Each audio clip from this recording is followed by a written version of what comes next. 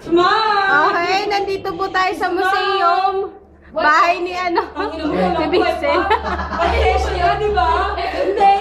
Ito po ang ninuno ni Vixen. Nakasiyempre to kung taga-Eritrea.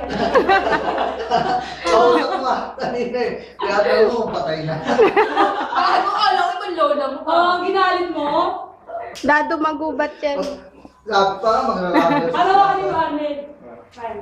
Huwag na yung pera mo susi ng bahay kasi kasama ng dami namin sila Milen, si Mayan.